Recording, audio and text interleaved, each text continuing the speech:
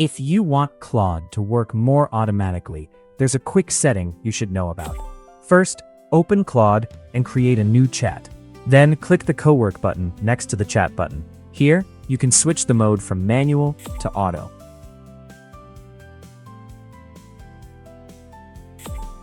Now let's test it with a real Roblox Studio project.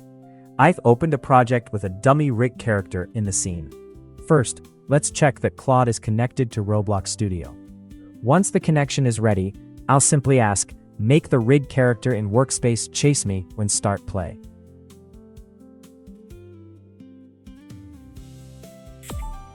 And that's it.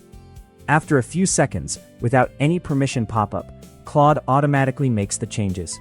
Now when I press play, the dummy starts chasing my character. That's the big advantage of auto mode. Claude can perform the necessary actions automatically instead of asking for approval at every step. But don't worry, auto mode still has safety checks.